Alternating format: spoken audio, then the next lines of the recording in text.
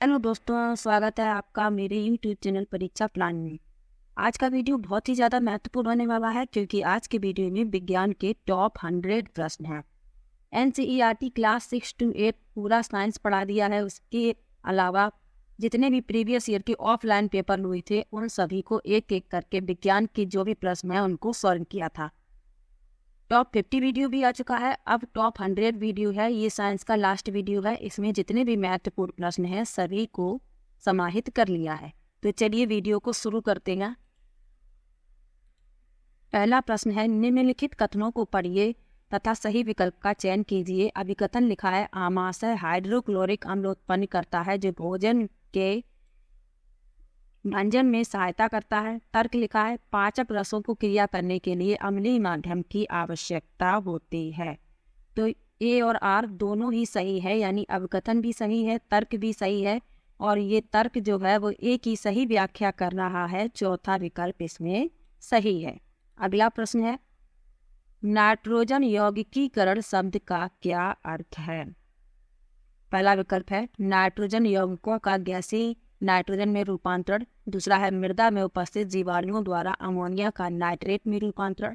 तीसरा है, मृत जैव पदार्थ में उपस्थित नाइट्रोजन का वापस मृदा में अभिमुक्त करना। और चौथा है, जीवित प्राणियों के लिए अत्यधिक प्रयोग लायक रूप हेतु वायुमंडलीय नाइट्रोजन का रूपांतरण। तो इस प्रश्न के लिए चौथा विकल्प सही है, जीवित प्राणियों के लिए अधिक प्रयोग लायक रूप हेतु वायुमंडलीय नाइट्रोजन का रूपांतरण। नाइट्रोजन गैस है जो हमारी सांस द्वारा ली गई जो वायु होती है उसमें लगभग 80% होती है और इसका सीधा उपयोग जीवाणु के एक विशिष्ट वर्ग द्वारा जैविक नाइट्रोजन के स्रोत के रूप में किया जा सकता है। चौथा विकल्प इसमें सही है। अगला प्रश्न है, निम्नलिखित में से किस अवस्थिति में स्प्रिंग में न्यूनतम स्थितिज ऊर्जा होती है? पहला विकल्प है, स्प्रिंग को ना तो संपीड़ित किया गया हो और ना ही खींचा गया हो तथा वह भूमि पर पड़ा हुआ है। दूसरा है, स्प्रिंग को न्यूनतम तक संपीड़ित किया जाता है तथा वह भूमि पर पड़ा हुआ है। तीसरा है, स्प्रिंग को न्यूनतम तक संपीड़ित किया जाता है तथा वह ऊंचाई पर रखा गया है। और चौथा है, स्प्रिंग को अधिकतम खींचा जाता है तथा उसे ऊंचाई पर रखा गया है। तो इस प्रश्न के लिए पहला विकल्प सही है, स्प्रिंग को ना तो संपीड़ित किया गया हो और ना ही खींचा गया हो तथा वह भूमि पर पड़ा हुआ है।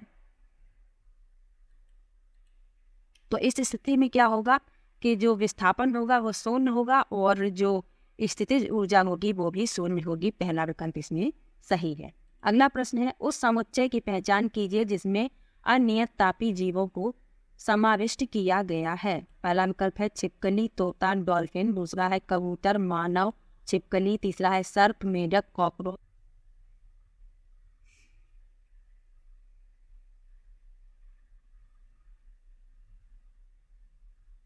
तो इस प्रश्न के लिए तीसरा विकल्प सही है, सर्प, मेढक, कॉकरोच।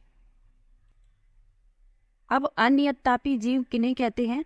तो वे जीव जो अपने शरीर के तापमान को नियंत्रित करने में असमर्थ होते हैं अनियत तापी जीव कहलाते हैं। तो ये सर्प, मेढक और कॉकरोच, तीसरा विकल्प इसमें सही है।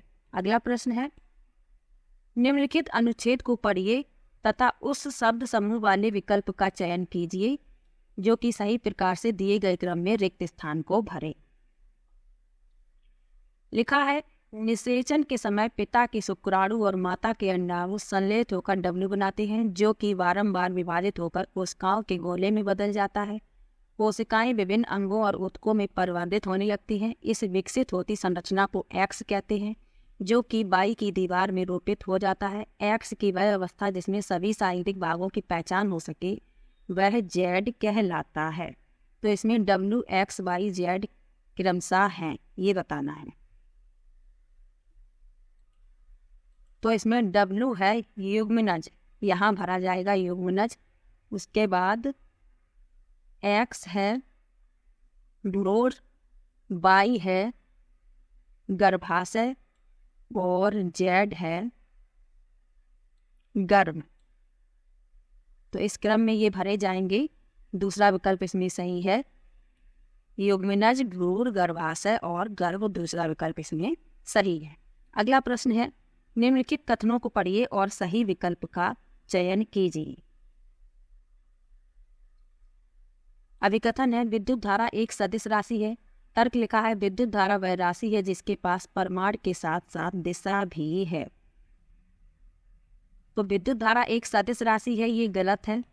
तर्क इसका सही दिया गया है, ये गलत परंतु आर सही, तीसरा विकल्प इसमें सही है। तो विद्युत धारा सदिश नहीं अदिश राशि है, ये याद रखना है।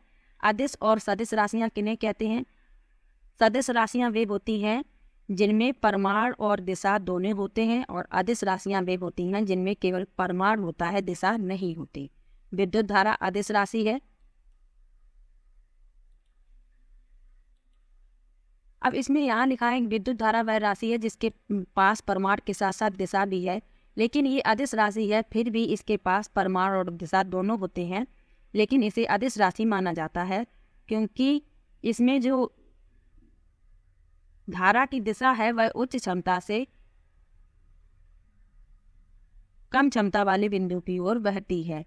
तो इसलिए इसमें ए गलत है परंतु आर सही है, तीसरा विकल्प इसमें सही है। अगला प्रश्न है निम्नलिखित में से किन कोशिका अंगकों में स्वयं का डीएनए अंतर्विष्ट है? पहला विकल्प है लवक, दूसरा है सूत्रकणिका, तीसरा है नाभिक और चौथा है रिक्तिका। तो इसमें ए, बी और सी सही है, यानी कि तीसरा विकल्प इसमें सही है, ए, बी और सी। तो इन तीनों में डीएनए अंतर्विष्ट होता है जबकि रिक्तिका में डीएनए अंतर्विष्ट नहीं होता, इसलिए ए, बी, सी इसमें सही है। अगला प्रश्न है निम्नलिखित में से कौन सा कथन जीवित जीवों की कोशिकाओं के संबंध में सही है? पहला विकल्प है सभी सूक्ष्मदर्शी होते हैं तथा इन्हें नग्न आंखों से नहीं देखा जा सकता, दूसरा है सभी की कोशिका वित्तीय होती है, तीसरा है सभी की केंद्र की झिल्ली होती है और चौथा है सभी की कोशिका झिल्ली होती है। तो इसमें जीवित कोशिकाओं के संबंध में सही है डी, सिर्फ कि सभी की कोशिका झिल्ली होती है, पहला विकल्प इसमें सही है। अगला प्रश्न है उस समुच्चय का चयन कीजिए जो कॉलम ए में दिए गए अपशिष्ट के प्रकार का कॉलम बी में दिए गए इसके द्वारा अपघटन में लगने वाले समय के साथ सही प्रकार से सुमेलित है। तो इसमें मिलान करना है। तो प्लास्टिक की बोतल है, इसको अपघटित होने में कितना वर्ष लगेगा? तो इसको अनेक वर्ष लग जाएंगे, ए को मिलाएंगे 5वें से। रेशमी रूमाल स्कार्फ, इसको अपघटित होने में 4 वर्ष लगेंगे। सूती कमीज, इसको अपघटित होने में 2 से 5 माह का समय लगेगा। केले का छिलका, इसको अपघटित होने में 1 से 2 सप्ताह लगेंगे और कागज को 10 से 30 दिन लगेंगे। तो ए का 5वां, बी का 4था, सी का पहला, डी का दूसरा और ई का तीसरा, यानी कि दूसरा विकल्प इसमें सही है। अगला प्रश्न है उस समुच्चय की पहचान कीजिए जो द्विलिंगी पुष्पों को उत्पन्न करने वाले पादपों से बना है। पहला विकल्प है खीरा, पपीता, गुलाब, दूसरा है सरसों, गुलाब, पिटूनिया, तीसरा है मक्का, खीरा, पिटूनिया और चौथा है मक्का, पपीता, सरसों। तो इसमें उस समुच्चय को पहचानना है जो द्विलिंगी पुष्पों को उत्पन्न करने वाले पादपों से बना है, दूसरा विकल्प सही है सरसों, गुलाब और पिटूनिया। अब पौधे में 2 प्रकार के पुष्प होते हैं, एक लिंगी और द्विलिंगी। एक लिंगी पुष्प वे होते हैं जिनमें अलग अलग पुष्पों में नर और मादा प्रजनन संरचनाएं होती हैं, और द्विलिंगी पुष्प वे पुष्प होते हैं जिनमें एक ही पुष्प में नर और मादा दोनों प्रजनन संरचनाएं होती हैं। अगला प्रश्न देखते हैं गलत कथन की पहचान कीजिए। पहला विकल्प है दुमिटी मृदा की अपेक्षा चिकनी मृदा अधिक सुवातित होती है, दूसरा है दुमिटी मृदा की तुलना में चिकनी मृदा अधिक उर्वर होती है, तीसरा है दुमिटी मृदा की अपेक्षा चिकनी मृदा की जल धारण क्षमता बेहतर होती है और चौथा है चिकनी मृदा के कण का आमाप दुमिटी मृदा के कणों के आमाप के अपेक्षाकृत बहुत छोटा होता है। तो इसमें जो गलत है वह बताना है। पहला इसमें गलत है, दुमिटी मृदा की अपेक्षा चिकनी मृदा अधिक सुवातित होती है, ये गलत है क्योंकि जो चिकनी मृदा होती है इसके कण अति सूक्ष्म होते हैं और ये आपस में चिपक जाते हैं, जिससे वायु के लिए बहुत कम स्थान बचता है। इस प्रकार से चिकनी मृदा में वातन कम हो पाता है, इसलिए ये पहला वाला गलत है और गलत ही पूछा गया है। अगला प्रश्न है, निम्नलिखित में से कौन से पदार्थ माचिस के निघर्षण पृष्ठ पर विद्यमान होते हैं? यानी कि जहाँ से तीली हम लोग जलाते हैं तो उस पर वो निघर्षण पृष्ठ होता है और उस पर कौन कौन से पदार्थ विद्यमान होते हैं ये पूछा गया है। पहला है कांच का चूर्ण और लाल फास्फोरस, दूसरा है श्वेत फास्फोरस और कांच का चूर्ण, तीसरा है लाल फास्फोरस और मैग्नीशियम और चौथा है पोटेशियम और श्वेत फास्फोरस। तो इस प्रश्न के लिए पहला विकल्प सही है, कांच का चूर्ण और लाल फास्फोरस। अगला प्रश्न है, ए और बी अपने हार्मोन तब साबित करते हैं जब उन्हें ग्रंथि सी से आदेश प्राप्त होता है। निम्नलिखित में से कौन सा क्रमशः ए, बी और सी हो सकता है? तो इसमें ए होगा थायराइड, बी अधिवृक्क यानी एड्रिनल और सी होगा पीयूष। दूसरा विकल्प इसमें सही होगा। तो मनुष्य में दो प्रकार की ग्रंथियां पाई जाती हैं, एक अंतःस्रावी और एक बहिःस्रावी। अंतःस्रावी कौन कौन सी होती हैं? पीनियल ग्रंथि, अधिवृक्क ग्रंथि, थायराइड ग्रंथि, थाइमस, अग्नाशय, ये सभी अंतःस्रावी हैं। और बहिःस्रावी कौन कौन सी हैं? लार ग्रंथि, पाचन ग्रंथि, श्वेत ग्रंथि, ये बहिःस्रावी है। थायराइड ग्रंथि को सबसे बड़ी अंतःस्रावी ग्रंथि भी कहा जाता है, ये बात भी याद रखनी है। अगला प्रश्न है, निम्न में से मानवों की कौन सी ग्रंथि 2 से अधिक हार्मोन स्रावित करती है?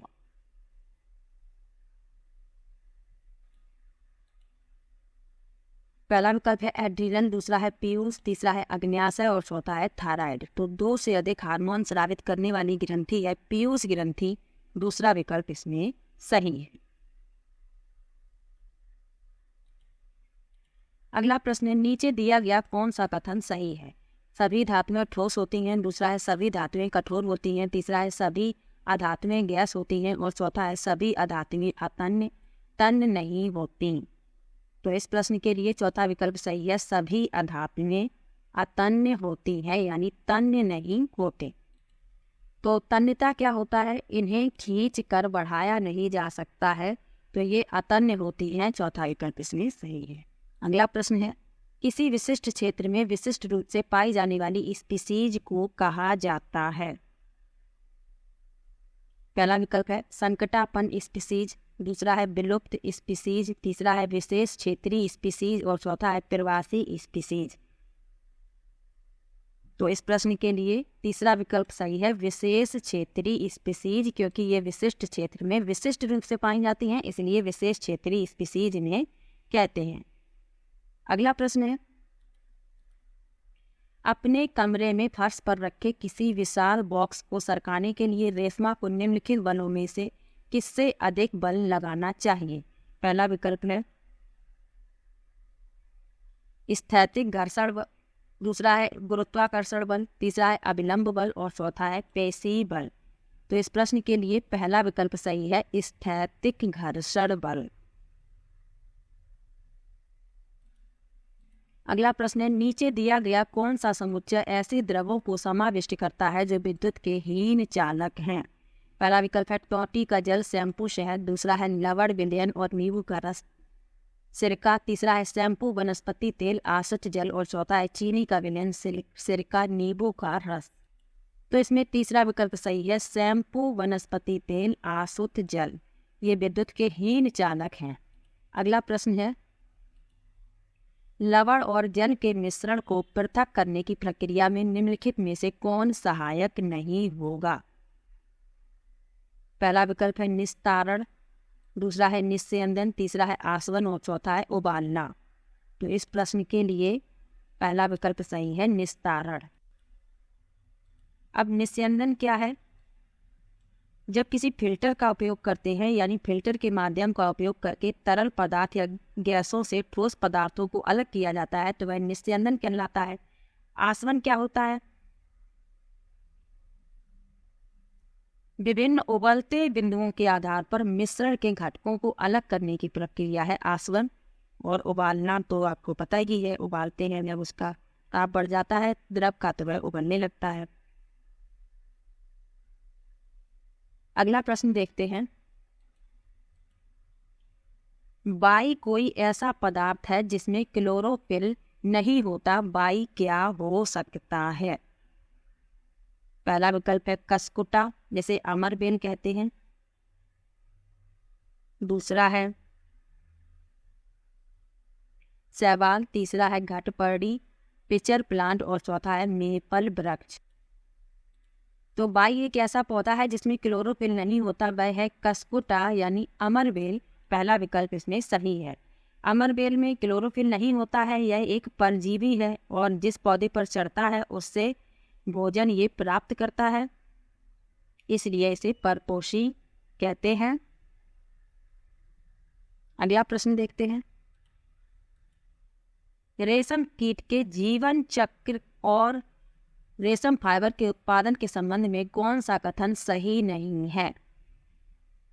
पहला विकल्प है रेशम कीट के लार्वा को कैटरपिलर कहते हैं। दूसरा, प्यूपा कोशित विकसित होकर कैटरपिलर बन जाता है। तीसरा है रेशम फाइबर कैटरपिलर द्वारा स्रावित प्रोटीन होते हैं। और चौथा है रेशम कीट के कोकीन से रेशम का धागा प्राप्त किया जाता है। तो इसमें जो सही नहीं है वह बताना है।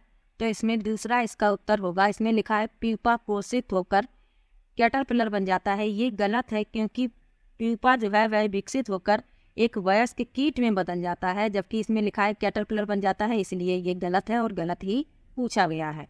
अगला प्रश्न देखते हैं। व्यायाम के पश्चात कभी कभी हमारी पेशियों में क्रैम्प आते हैं, इसका कारण है?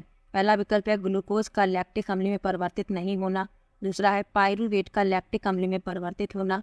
तीसरा है पायरूवेट का अल्कोहल में परिवर्तित होना। और चौथा है ग्लूकोज का पायरूवेट में परिवर्तित नहीं होना। व्यायाम के पश्चात कभी कभी हमारी पेशियों में क्रैम्प आ जाते हैं, इसका कारण है, तो इसका कारण है पायरूवेट का लैक्टिक अम्ल में परिवर्तित होना। दूसरा विकल्प इसमें सही है। अगला प्रश्न है। वाई कोई मानव निर्मित रेशा यानी फाइबर है जिसे प्राकृतिक स्रोत से प्राप्त किया जाता है, वाई क्या हो सकता है? पहला विकल्प है रेयन, दूसरा है नायलॉन, तीसरा है एक्रिलिक और चौथा है जूट। तो वाई जो है वह रेयन है। पहला विकल्प इसमें सही है। अगला प्रश्न है। निम्नलिखित में से किस प्रक्रिया में बैक्टीरिया जीवाणुओं का उपयोग नहीं होता है? पहला विकल्प है दही बनने में। दूसरा विकल्प है डबल रोटी पकाने में। तीसरा है गन्ने के रस के किण्वन में। और चौथा है नाइट्रोजन के स्थिरीकरण में। तो इस प्रश्न के लिए दूसरा विकल्प सही है, डबल रोटी पकने में। अगला प्रश्न है।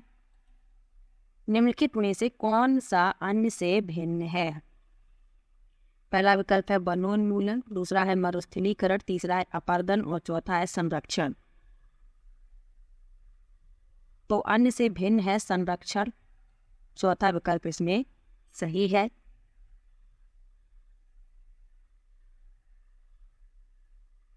अगला प्रश्न है।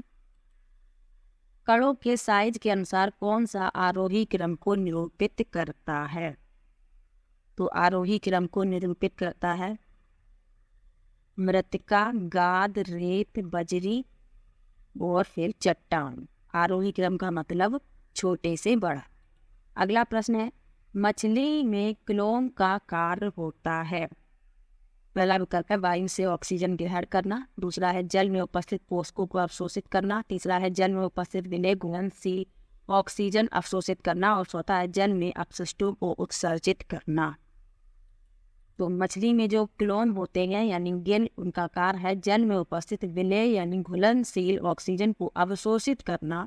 तीसरा विकल्प इसमें सही है।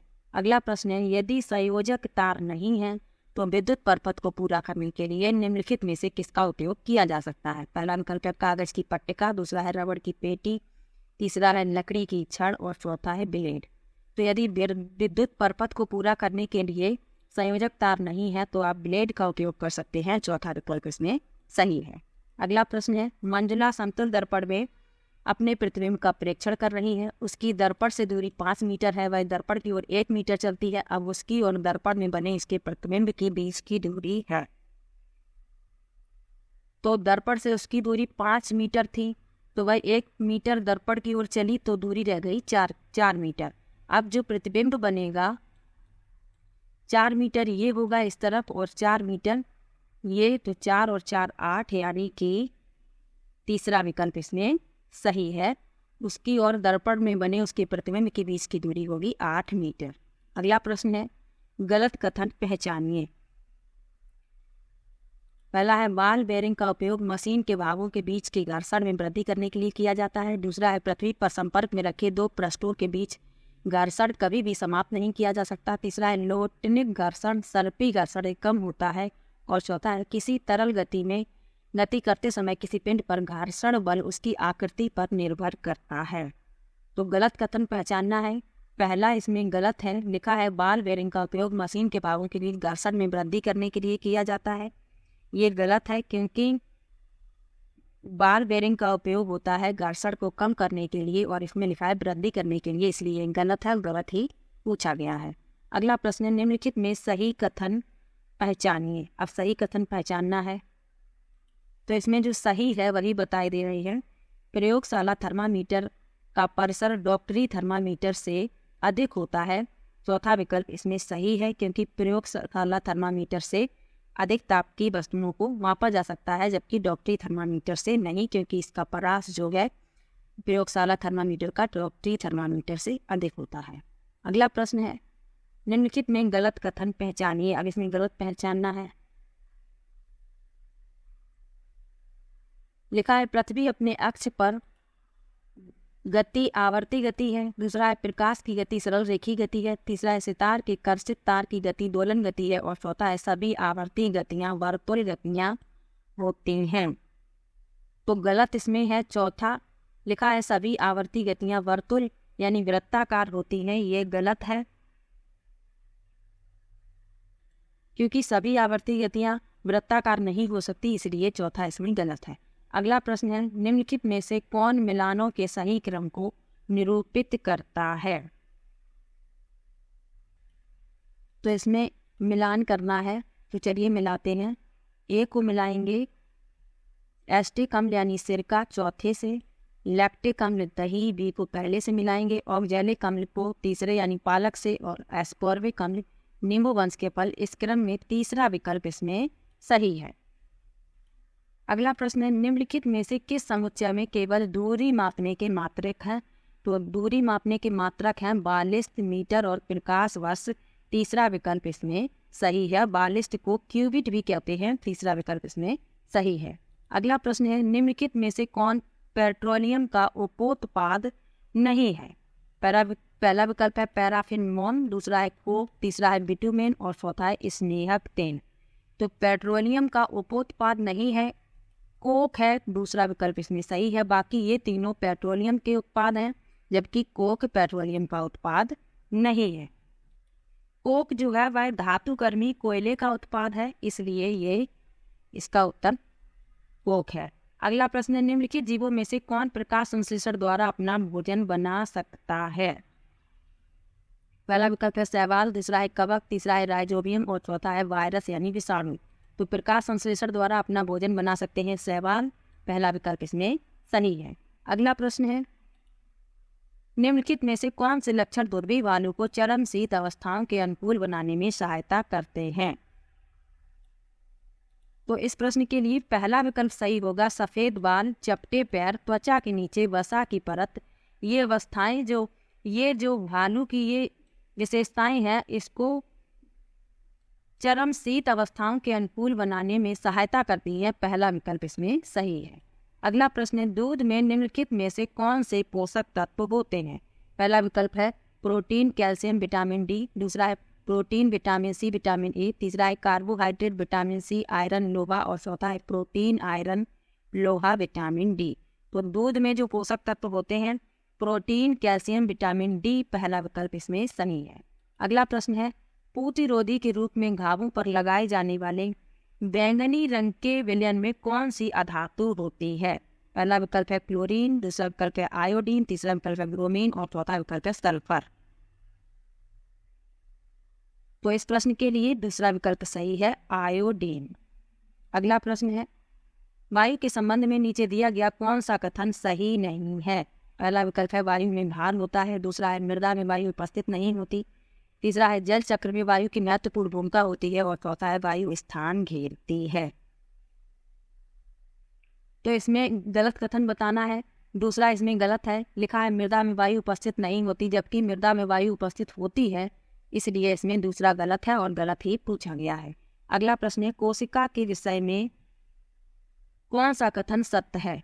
पहला है सभी कोशिकाओं की आकृति गोल होती है, दूसरा है किसी ऊतक की कोशिकाएं समान होती हैं, तीसरा है किसी भली भांति व्यवस्थित जीव में कोशिकाओं का आकार समान होता है और चौथा है सभी कोशिकाओं में केंद्रक होता है। तो इसमें जो सही है वह बताना है, किसी ऊतक की कोशिकाएं समान होती है, ये सही है। पहला क्यों गलत है? इसमें लिखा है सभी कोशिकाओं की आकृति गोल होती है, ये गलत है क्योंकि कोशिकाएं विभिन्न आकार की होती हैं। और सभी कोशिकाओं में केंद्रक होता है, ये भी गलत है, किसी में केंद्रक का अभाव भी होता है। तो और सत्य पूछा गया है, दूसरा इसमें सही है। अगला प्रश्न है, निम्नलिखित में से कौन से प्रदूषक ओजोन परत के अपक्षय के लिए उत्तरदायी हैं? पहला विकल्प है कार्बन डाइऑक्साइड और कार्बन मोनोऑक्साइड, दूसरा है क्लोरोफ्लोरोकार्बन, तीसरा है अम्लीय वर्षा और चौथा है मीथेन और कार्बन डाइऑक्साइड। तो ओजोन परत के अपक्षय के लिए उत्तरदायी है क्लोरोफ्लोरोकार्बन, दूसरा विकल्प इसमें सही है।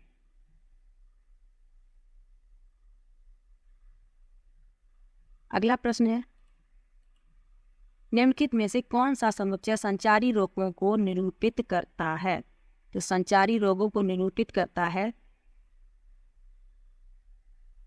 टाइफाइड, स्वाइन फ्लू, मलेरिया और पोलियो, तीसरा विकल्प इसमें सही है।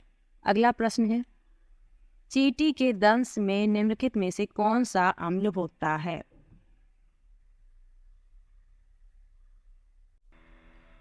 चींटी के डंक में कौन सा अम्ल पाया जाता है? प्रश्न में पूछा गया है। पहला विकल्प है एस्कॉर्बिक अम्ल, दूसरा है फार्मिक अम्ल, तीसरा है ऑक्जेलिक अम्ल और चौथा है एसिटिक अम्ल। तो चींटी की डंक में पाया जाता है फॉर्मिक अम्ल, दूसरा विकल्प इसमें सही है। कभी कभी विकल्प में मेथनोइक अम्ल भी लिखा होता है, तो फार्मिक अम्ल को ही मेथनोइक अम्ल के रूप में भी जाना जाता है, ये बात भी याद रखनी है, दूसरा विकल्प इसमें सही है। अब एस्कॉर्बिक अम्ल किसमें पाया जाता है? तो खट्टे फलों में एस्कॉर्बिक अम्ल पाया जाता है, संतरे में, नींबू में, इन सब में एस्कॉर्बिक अम्ल पाया जाता है। ऑक्जेलिक अम्ल किसमें पाया जाता है? ऑक्जेलिक अम्ल पाया जाता है पालक में पाया जाता है, आंवले में भी पाया जाता है, तो ये भी याद रखना है। एसिटिक अम्ल सिरके को कहते हैं, ये भी याद रखना है। और चींटी की डंक में फार्मिक अम्ल पाया जाता है, मेथनोइक अम्ल भी इसे ही कहते हैं, ये दोनों बातें भी याद रखनी है। अगला प्रश्न देखते हैं, दुनिया में पाए जाने वाले सबसे लंबे सर्प हैं या संसार में पाए जाने वाले सबसे लंबे सर्प हैं? पहला विकल्प है वाइपर, दूसरा है एनाकोंडा, तीसरा है बोआ और चौथा है जालीदार अजगर। तो संसार में पाए जाने वाले सबसे लंबे सर्प हैं जालीदार अजगर, चौथा विकल्प इसमें सही है। ये लगभग 33 फीट तक लंबे होते हैं ये, और ये दुनिया में पाए जाने वाले सबसे लंबे सर्प हैं, ये बात याद रखनी है। ये प्रश्न पूछा भी गया है, तो इसको याद रखना है। अगला प्रश्न देखते हैं, विश्व भर में लोगों द्वारा योग किया जाता है क्योंकि? पहला विकल्प है यह एक आसान व्यायाम है, दूसरा है यह लोगों को स्वस्थ रखता है, तीसरा है यह भूख बढ़ाता है और चौथा है यह खुशियाँ लाता है। तो विश्व भर में लोगों द्वारा योग किया जाता है क्योंकि यह लोगों को स्वस्थ रखता है, दूसरा विकल्प इसमें सही है। अब योग दिवस कब मनाया जाता है? तो योग दिवस मनाया जाता है 21 जून को, यह भी याद रखना है। और योग क्यों किया जाता है? क्योंकि यह लोगों को स्वस्थ रखता है। अगला प्रश्न देखते हैं, चेचक के टीके का आविष्कार के द्वारा किया गया?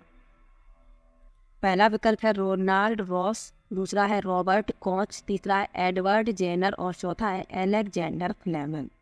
तो चेचक के टीके का आविष्कार किया एडवर्ड जेनर ने, तीसरा विकल्प इसमें सही है।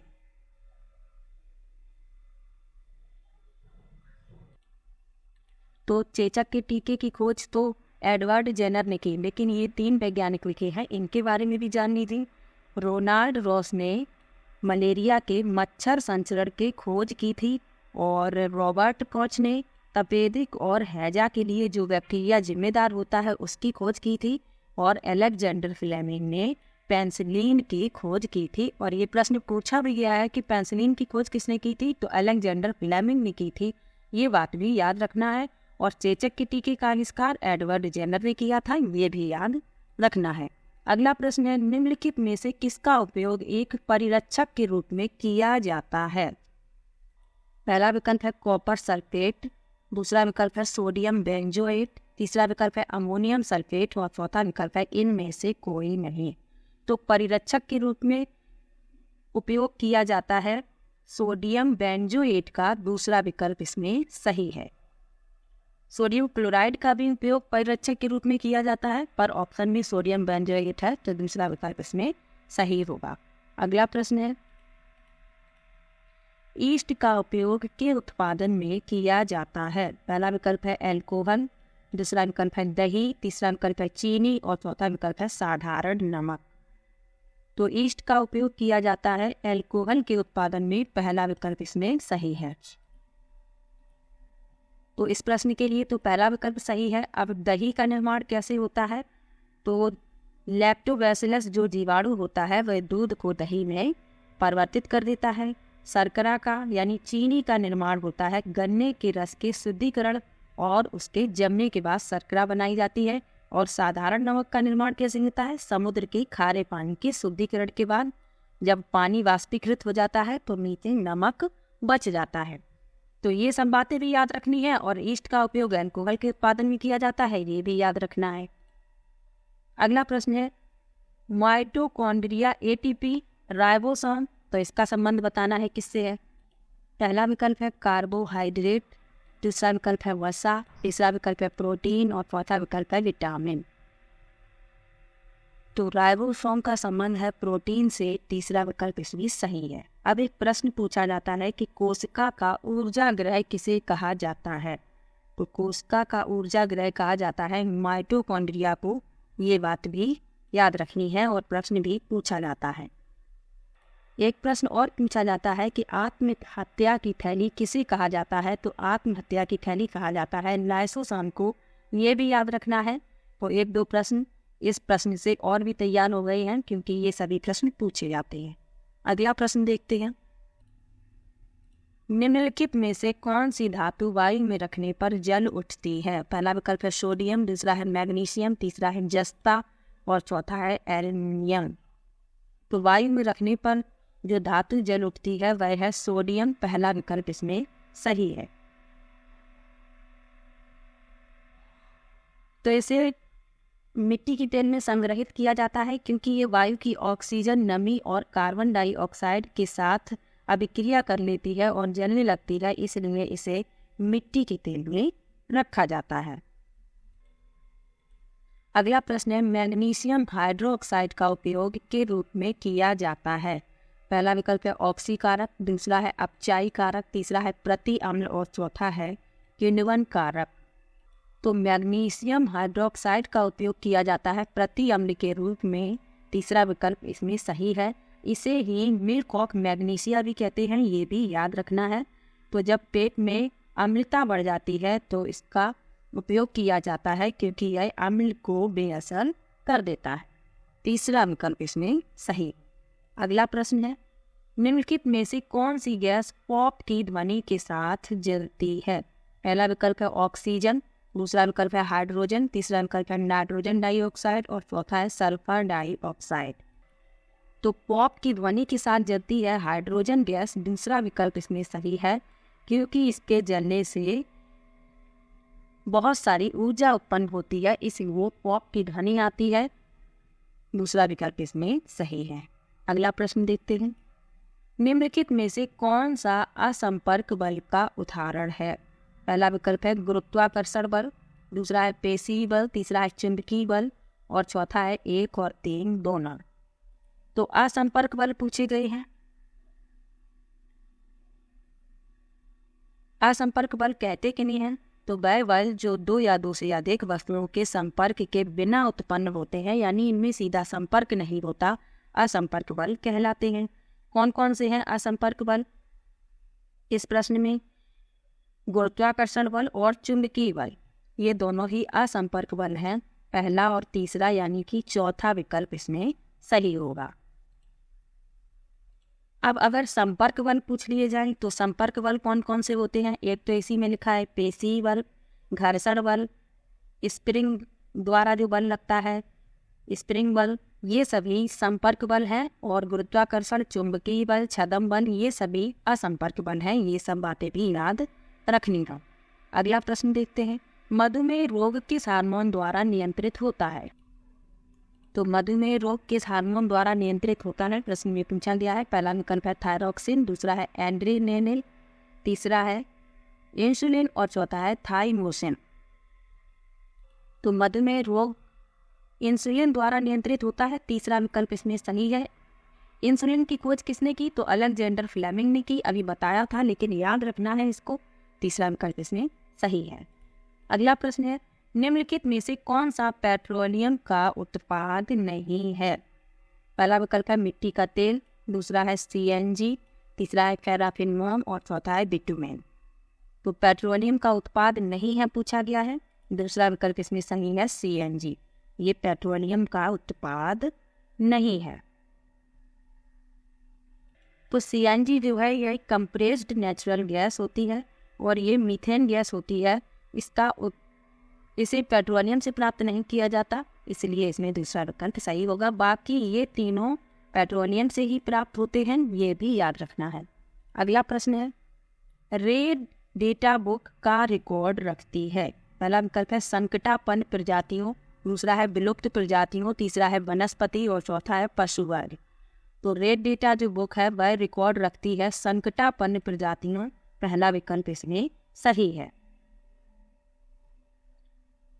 अगला प्रश्न है, जूते के सोल असमतल क्यों किए जाते हैं?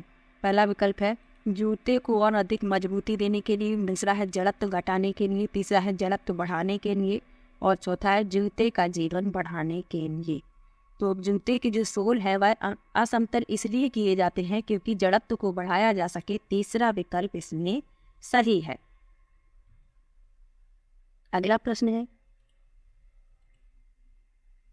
सारिका ने आसुत जल एक बोतल में लिया और पता लगाने की कोशिश की कि वह विद्युत का सुचालक है या नहीं, उसे क्या प्राप्त होने की संभावना है? पहला विकल्प है यह विद्युत का सुचालक है, दूसरा है यह एक विद्युत रोधी है, तीसरा है यह विद्युत का कमजोर चालक है और चौथा है उपर्युक्त में से कोई नहीं।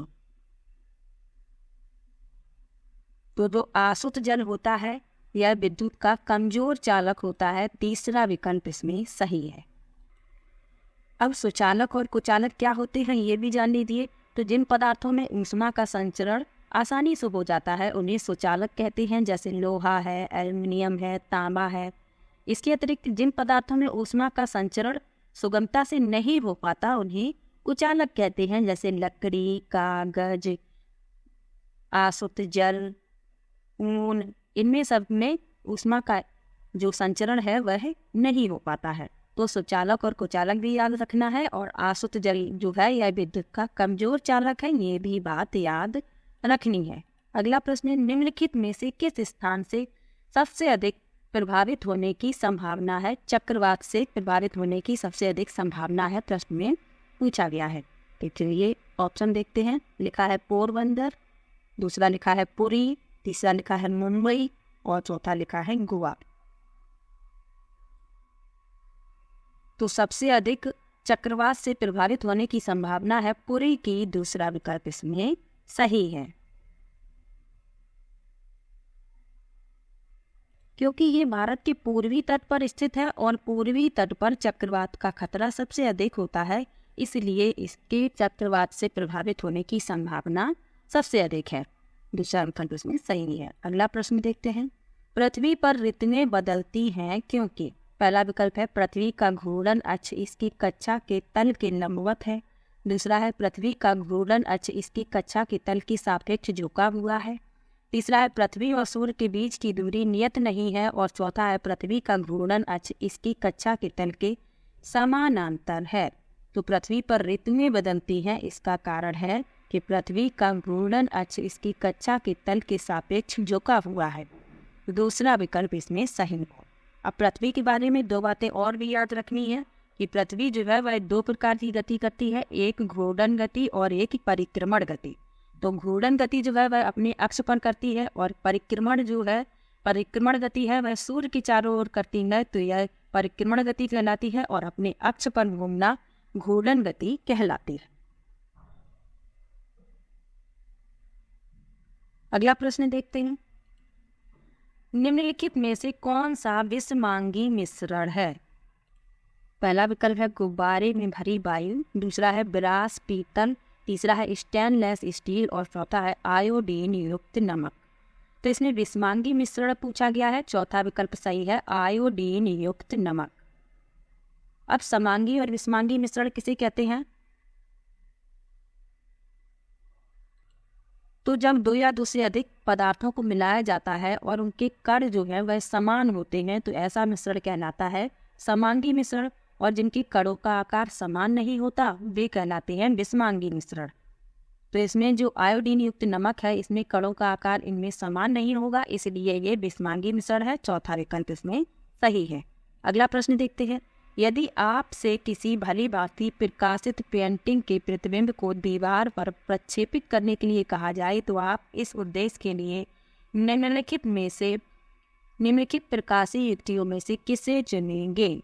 पहला विकल्प है समतल दर्पण, दूसरा है उत्तल दर्पण, तीसरा है अवतल लेंस, और चौथा है उत्तल लेंस। तो प्रश्न में कहा गया है कि भली भांति प्रकाशित पेंटिंग के प्रतिबिंब को दीवार पर प्रक्षेपित करना है, तो इसके लिए उत्तल लेंस का उपयोग करेंगे, चौथा विकल्प इसमें सही है। अगला प्रश्न देखते हैं। व्यायाम के पश्चात कभी कभी हमारी पेशियों में क्रैम्प आते हैं, इसका कारण है?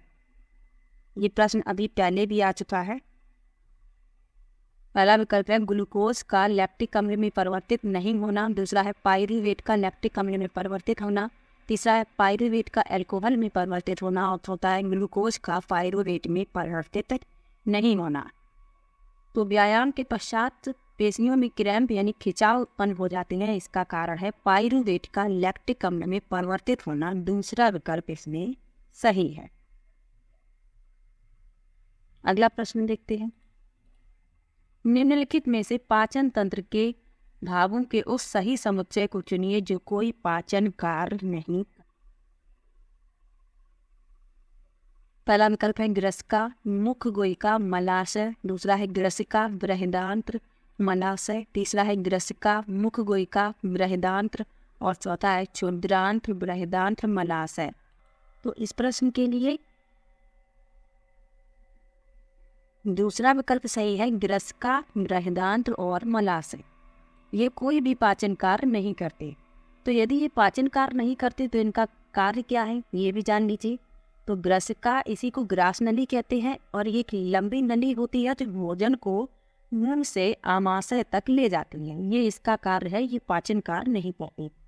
बृहदांत्र, इसे ही बड़ी आंत कहते हैं, तो इसका कार्य है कि जो अपचित भोजन होता है उससे जल को अवशोषित करती है, ये बृहदांत का कार्य है। मलाशय का कार्य है कि जो अस्थायी जो सामग्री, मल सामग्री जो होती है वह संग्रहित हो करता है और गुदा के माध्यम से शरीर से बाहर निकाल लेता है, तो ये इनके कार्य है, ये पाचन में कोई भी सहायता नहीं करते हैं।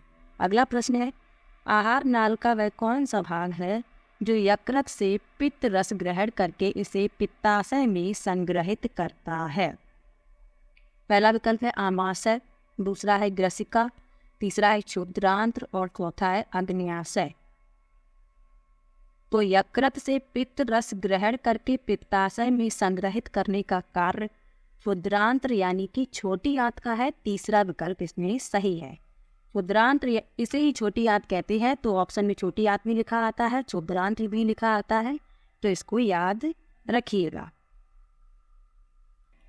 अब ये आमाशय है, इसका कार्य है कि ये पित्त रस का स्राव करता है जो पित्ताशय में एकत्रित हो जाता है, और ग्रसिका जो है अभी बताया था कि ग्रसिका एक लंबी नलिका होती है और इसका कार्य है आमाशय तक भोजन को ले जाना।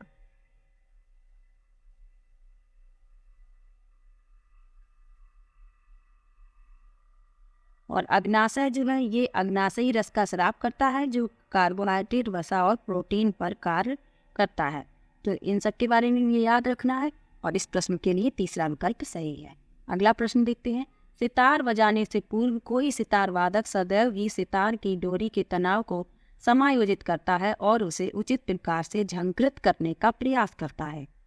ऐसा करके सितार वादक समायोजित करता है। पहला विकल्प है सितार की डोरी द्वारा उत्पन्न ध्वनि की प्रबलता, दूसरा है कंपन का आयाम, तीसरा है ध्वनि की तीव्रता और चौथा है सितार की डोरी का तारत्व। तो इस प्रश्न के लिए चौथा विकल्प सही है, सितार की डोरी का तारत्व। अगला प्रश्न है,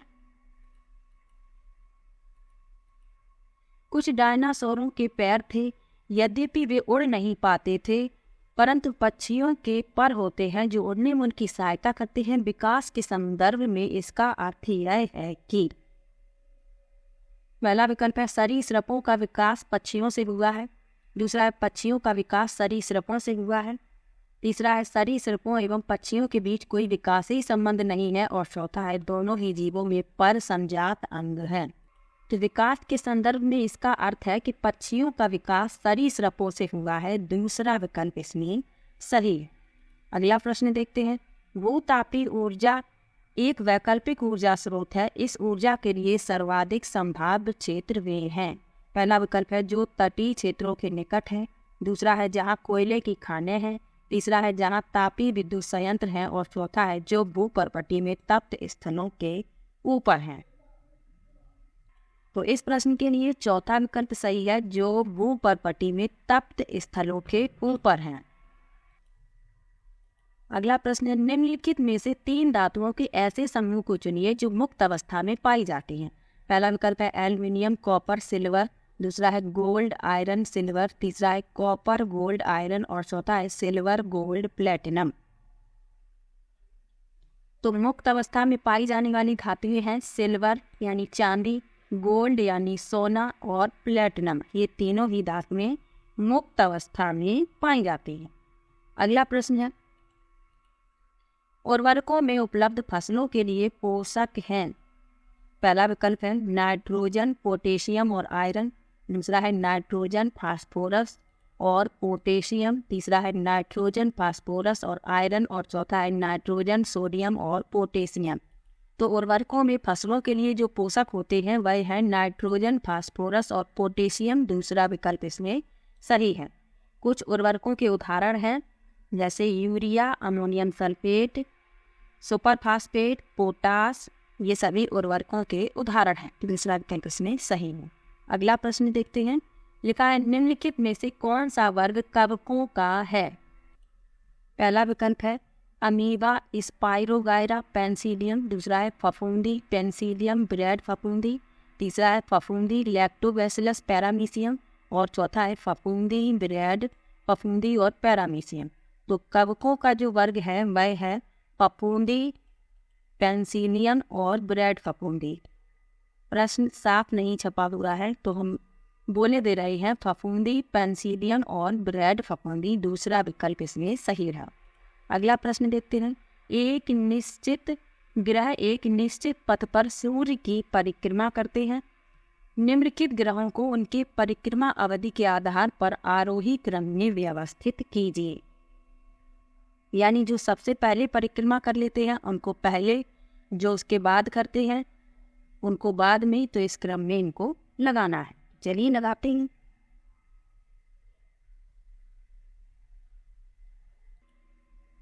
तो सबसे पहले परिक्रमा पूरी करेगा सूर्य की शुक्र, इसको पहले नंबर पे लिखेंगे।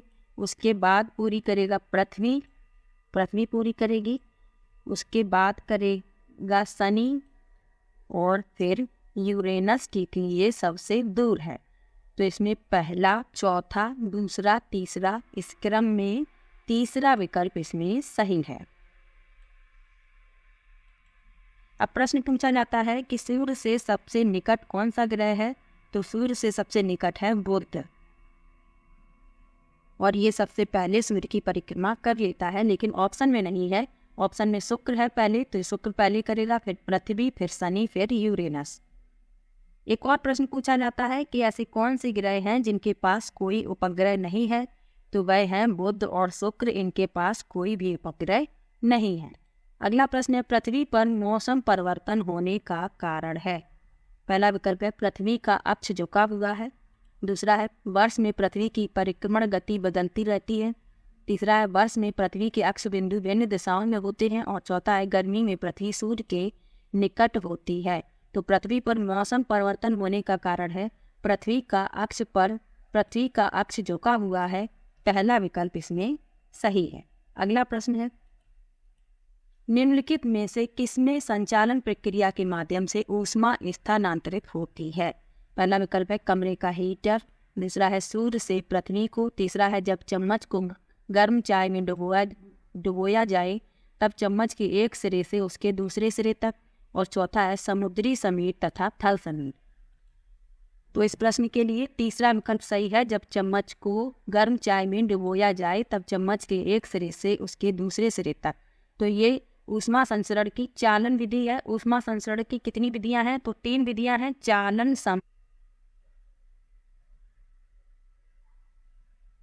तो इस प्रश्न के लिए तीसरा विकल्प सही है, जब चम्मच को गर्म चाय में डुबोया जाए तब चम्मच के सिरे से उसके दूसरे सिरे तक।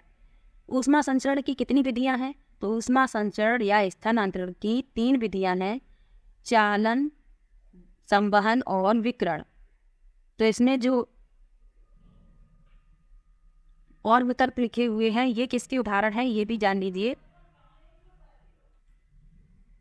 तो कमरे के हीटर से ऊष्मा का स्थानांतरण होता है विकिरण द्वारा, समुद्री समीर तथा थल समीर ये संवहन के उदाहरण हैं, और सूर्य से पृथ्वी को ऊष्मा प्राप्त होती है, ये भी विकिरण का ही उदाहरण है। तो ऊष्मा स्थानांतरण की 3 विधियां हैं, चालन, विकिरण और संवहन, ये भी याद रखना है। अगला प्रश्न है हमारे शरीर की प्रत्येक कोशिका में डीएनए होता है। हमारे शरीर में प्रोटीन तथा वसा भी होते हैं। डीएनए, प्रोटीन तथा वसा में क्या समान है। पहला विकल्प है सभी में अम्ल होते हैं, दूसरा है सभी उदासीन हैं, तीसरा है सभी लवण हैं, और चौथा है सभी क्षारक हो।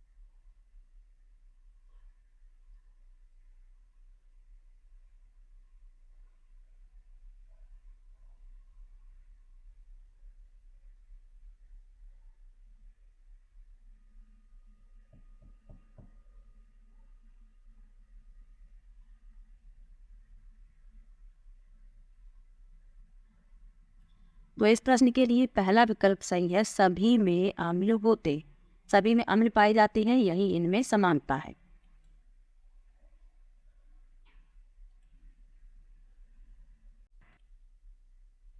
अगला प्रश्न है किसी रबर चूसक को यदि किसी तल पर दबाया जाए तो वह उससे चिपक जाता है, जिसका कारण है। पहला विकल्प है वायुमंडलीय दबाव, दूसरा है उस पर लगी गोंद, तीसरा है पृष्ठ तनाव, और चौथा है गुरुत्वाकर्षण। तो जब किसी रबर चूसक को किसी तल पर दबाते हैं तो दोनों सतहों के बीच की जो हवा है वो बाहर निकल जाती है, जिससे वह चूसक जो है उस पर चिपक जाता है। तो ऐसा होता है वायुमंडलीय दबाव के कारण। पहला विकल्प इसमें सही है। अगला प्रश्न देखते हैं विद्युत झंझा के समय हमें, पहला विकल्प है एक बंद कार के भीतर ही रहना चाहिए, दूसरा है छत पर दौड़ना चाहिए, तीसरा है धातु के सिरे वाला छाता प्रयोग करना चाहिए, और चौथा है किसी ऊंचे पेड़ के तले शरण लेनी चाहिए। तो विद्युत झंझा के समय यानी आंधी तूफान के समय हमें क्या करना चाहिए, एक बंद कार के भीतर ही रहना चाहिए। यदि आप कार में हैं तो उसी के अंदर ही रहना चाहिए। पहला विकल्प इसमें सही है। अगला प्रश्न देखते हैं निम्नलिखित सभी असंपर्क बल हैं सिवाय, यानी इसमें 3 असंपर्क बल हैं और 1 संपर्क बल है, तो संपर्क बल बताना है। पहला विकल्प है गुरुत्वाकर्षण बल, दूसरा है चुंबकीय बल, तीसरा है घर्षण बल, और चौथा है स्थिर वैद्युत बल।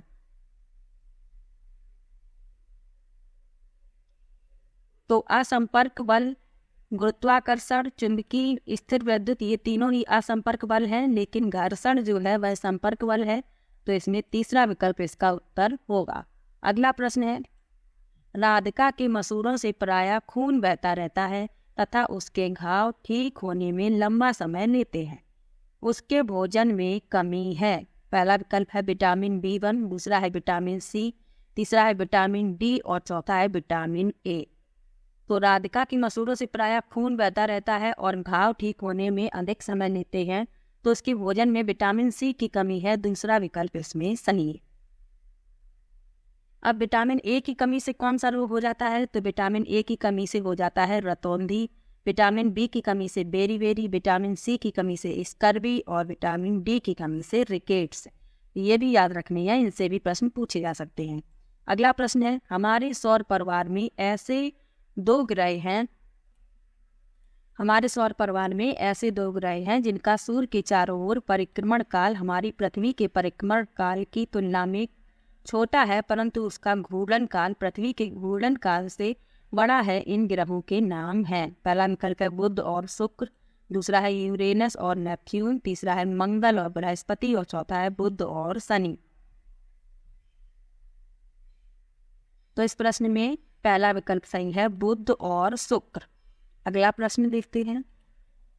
लिखा है, भारत के निम्नलिखित स्थानों में से कौन सा स्थान चक्रवातों से सबसे अधिक प्रभावित होगा? ये प्रश्न अभी पहले भी आया था। तो सबसे अधिक प्रभावित होगा पुरी। पहला विकल्प इसमें सही है। अगला प्रश्न है, हवा ऊष्मा के स्रोत के समीप गर्म हो जाती है तथा ऊपर उठ जाती है। हवा पार्श्वों से आकर इसका स्थान ले लेती है। इसी प्रकार हवा तेल हीटरों से भी गर्म होती है। यह कौन सी प्रक्रिया है? पहला विकल्प है विसरण, दूसरा है संचालन, तीसरा है संवहन और चौथा है विकिरण। तो यह प्रक्रिया जो है वह संवहन है। तीसरा विकल्प इसमें सही है। ऊष्मा संचरण की 3 विधियां हैं, चालन, संवहन और विकिरण। चालन जो है आमतौर पर ठोस पदार्थों में होता है, संवहन जो है द्रव पदार्थों में होता है और गैसों में होता है, और विकिरण जो है इसे किसी माध्यम की आवश्यकता नहीं होती है। ये भी याद रखना है। अगला प्रश्न है, सिर और ऊपरी जबड़े के बीच का जोड़ एक उदाहरण है।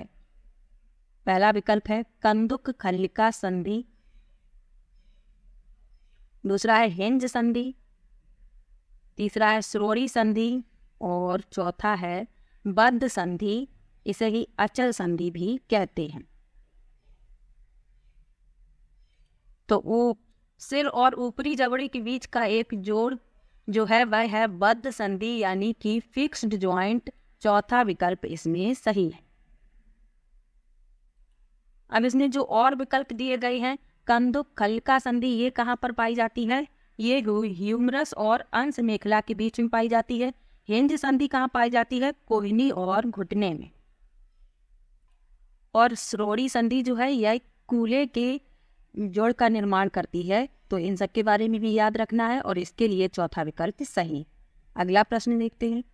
यदि आप किसी घास के पौधे को सावधानी पूर्वक उखाड़ कर उसकी जड़ों और पत्तियों का परीक्षण करें तो आप यह पाएंगे कि इसमें पहला विकल्प है मूसला जड़ें और समांतर सिरा विन्यास है, दूसरा है मूसला जड़ें और जालिका रूपी सिरा विन्यास है,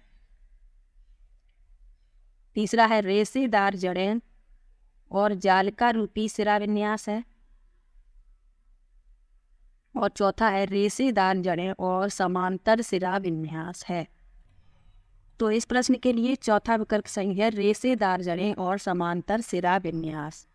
अगला प्रश्न है, कोई जंतु कैल्शियम कार्बोनेट के कठोर कवच वाले जंतुओं के कोमल भागों को खाने के लिए अपने मुख से अपना आमाशय बाहर निकालता है। कवच को खोलने और कोमल पदार्थ को खाने के पश्चात आमाशय जंतु के शरीर में वापस चला जाता है, जहां आहार धीरे धीरे पचता है। इस जंतु का नाम है, पहला विकल्प है घड़ियाल, दूसरा है ऑक्टोपस, तीसरा है कछुआ और चौथा है स्टारफिश। तो इस प्रश्न के लिए चौथा विकल्प सही है, स्टारफिश। अगला प्रश्न है, मानव शरीर में क्षुद्रांत और बृहदांत्र की लंबाइयों का अनुपात है। पहला विकल्प है 8:1, दूसरा है 5:1, तीसरा है 1:5 और चौथा है 1:8। तो क्षुद्रांत यानी छोटी आंत और बृहदांत्र यानी बड़ी आंत, इनकी लंबाइयों का अनुपात है 5:1। दूसरा विकल्प इसमें सही है। अगला प्रश्न देखते हैं। मानव शरीर का सामान्य ताप सेल्सियस मापक्रम और फ़ारेनहाइट मापक्रम पर क्रमशः होता है। तो इसमें पहला विकल्प सही है, 37 डिग्री सेल्सियस और 98.6 डिग्री फ़ारेनहाइट। पहला विकल्प इसमें सही। अगला प्रश्न है, निम्नलिखित में से ऊष्मा के कुचालकों का समूह है। पहला विकल्प है वायु, जल, प्लास्टिक। दूसरा है ऊन, लकड़ी, आयरन। तीसरा है जल, कॉपर, लकड़ी। और चौथा है वायु, एल्युमिनियम और ऊन। तो ऊष्मा के कुचालक हैं वायु, जल और प्लास्टिक। पहला विकल्प इसमें सही है। अगला प्रश्न है, समुद्र समीर का कारण है। पहला विकल्प है दिन के समय स्थल का समुद्र जल की अपेक्षा शीघ्र गर्म होना। दूसरा है दिन के समय समुद्र जल का स्थल की अपेक्षा शीघ्र गर्म होना। तीसरा है रात्रि में समुद्र जल की तुलना में स्थल का धीमी गति से ठंडा होना। और चौथा है रात्रि में स्थल की तुलना में समुद्र जल का धीमी गति से ठंडा होना। तो इस प्रश्न के लिए पहला विकल्प सही है, दिन के समय स्थल का समुद्र जल की अपेक्षा शीघ्र गर्म होना। अगला प्रश्न देखते हैं। यदि हम किसी 3/4 जल से भरे बीकर में एक मुट्ठी भर बगीचे की मृदा मिलाएं और फिर इसे किसी छड़ से अच्छी तरह हिलाएं ताकि मृदा जल में मिल जाए, तब कुछ देर के लिए इसे ऐसे ही रखा रहने दें। पश्चात प्रेक्षण करने पर हम पाते हैं कि बीकर में कुछ परतें बन गई हैं। इन परतों का बीकर की तनी से शीर्ष की ओर का क्रम है। पहला विकल्प है बजरी, मृत्तिका, बालू, ह्यूमस, जल। दूसरा है बालू, बजरी, मृत्तिका, जल, ह्यूमस। तीसरा है मृत्तिका, बालू, बजरी, ह्यूमस, जल। और चौथा है बजरी, बालू, मृत्तिका, जल, ह्यूमस। तो इस प्रश्न के लिए चौथा विकल्प सही है, बजरी, बालू, मृत्तिका, जल, ह्यूमस। अगला प्रश्न है, किसी क्षेत्र में गेहूं तथा चने जैसे अनाजों को उगाया जाता है, इस क्षेत्र की मृदा होनी चाहिए। पहला विकल्प है दुमिटी और बलुई दोनों। दूसरा है मृण्मय। तीसरा है बलुई और मृण्मय दोनों। और चौथा है मृण्मय और दुमिटी दोनों। तो इस प्रश्न के लिए चौथा विकल्प सही है, मृण्मय और दुमिटी दोनों। दुमिटी दोनों, मृण्मय और दुमिटी दोनों। अगला प्रश्न है, जब कोई कॉपर की प्लेट लंबे समय तक नम वायु में खुली रखी रहती है तो इस पर एक हल्की परत जम जाती है, यह हरा पदार्थ होता है। पहला विकल्प है कॉपर सल्फेट। दूसरा है कॉपर हाइड्रोक्साइड और कॉपर सल्फेट का मिश्रण। तीसरा है कॉपर कार्बोनेट और कॉपर सल्फेट का मिश्रण। और चौथा है कॉपर कार्बोनेट और कॉपर हाइड्रोक्साइड का मिश्रण। तो इस प्रश्न के लिए चौथा विकल्प सही है, कॉपर की प्लेट पर जो हरी परत जम जाती है वह कॉपर कार्बोनेट और कॉपर हाइड्रोक्साइड का मिश्रण होती है। चौथा विकल्प इसमें सही है। अगला प्रश्न है, ईंधनों के ऊष्मीय मान को सामान्यतः नीचे दिए गए किस मात्रक में व्यक्त किया जाता है। पहला विकल्प है कैलोरी प्रति ग्राम। दूसरा है किलो कैलोरी प्रति किलोग्राम। तीसरा है जूल। और चौथा है किलो जूल प्रति किलोग्राम। तो ईंधनों के ऊष्मीय मान को व्यक्त किया जाता है किलो जूल प्रति किलोग्राम में। चौथा विकल्प इसमें सही है। अगला प्रश्न है, टैडपोड जिस तल में वृद्धि कर रहे हैं उसमें उनका कायांतरण तभी संभव है जब उस जल में पर्याप्त मात्रा में हो। पहला विकल्प है कैल्शियम। दूसरा है ऑक्सीजन। तीसरा है आयोडीन। और चौथा है खनिज। तो टैडपोल को वृद्धि करने के लिए आयोडीन की आवश्यकता होगी। तीसरा विकल्प इसमें सही है। अगला प्रश्न देखते हैं, सामान्यतः उपयोग होने वाले निम्नलिखित किस ईंधन का ऊष्मीय मान अधिकतम है। पहला विकल्प है संपीड़ित प्राकृतिक गैस जिसे सीएनजी कहते हैं। दूसरा है डीजल। तीसरा है द्रवित पेट्रोलियम गैस एलपीजी। और चौथा है पेट्रोल। तो इस प्रश्न के लिए तीसरा विकल्प सही है, द्रवित पेट्रोलियम गैस। अगला प्रश्न देखते हैं, वायु कई गैसों का मिश्रण है। आयतन के अनुसार वायु में नाइट्रोजन और ऑक्सीजन के अतिरिक्त उपस्थित अन्य गैसों जैसे CO2, मीथेन, आर्गन, ओजोन तथा जलवाष्प की सम्मिलित प्रतिशतता है लगभग। पहला विकल्प है 0.1%। दूसरा है 1%। तीसरा है 21%। और चौथा है 78%। तो इस प्रश्न के लिए दूसरा विकल्प सही है 1%। अब 21% होती है ऑक्सीजन और सबसे अधिक 78% होती है नाइट्रोजन। अगला प्रश्न है, निम्नलिखित में से कौन सी अंतःस्रावी ग्रंथि शर्करा को नियंत्रित करने वाले हार्मोन को स्रावित करती है? पहला विकल्प है एड्रिनल, दूसरा है अग्नाशय, तीसरा है पीयूष और चौथा है थायराइड। तो इस प्रश्न के लिए दूसरा विकल्प सही है, अग्न्याशय। अगला प्रश्न है, उस बल का चयन कीजिए जो अनुप्रयुक्त किए जाने वाले ढंग में अन्य से भिन्न है। पहला विकल्प है स्थिर वैद्युत बल, दूसरा है घर्षण बल, तीसरा है गुरुत्वाकर्षण बल और चौथा है चुंबकीय बल। तो इस प्रश्न में दूसरा विकल्प सही है क्योंकि ये संपर्क बल है, बाकी ये सभी असंपर्क बल हैं। अगला प्रश्न है और आखिरी प्रश्न है आज का, कोई व्यक्ति गॉइटर नामक व्याधि से ग्रस्त है, इस व्यक्ति की निम्नलिखित में से कौन सी ग्रंथि ठीक तरह से कार्य नहीं कर रही है? पहला विकल्प है एड्रीनल, दूसरा है अग्न्याशय, तीसरा है पीयूष और चौथा है थायराइड। तो इस प्रश्न के लिए चौथा विकल्प सही है, थायराइड। तो ये विज्ञान के महत्वपूर्ण 100 प्रश्न थे। वीडियो कैसा लगा कमेंट बॉक्स में ज़रूर बताइएगा। ये विज्ञान की लास्ट क्लास है, सभी कुछ विज्ञान में जितना भी था सभी पूरा करा दिया है। यदि किसी प्रश्न में डाउट हो तो कमेंट बॉक्स में ज़रूर बताइएगा और वीडियो को लाइक और चैनल को सब्सक्राइब अवश्य कर लीजिएगा। Thank you.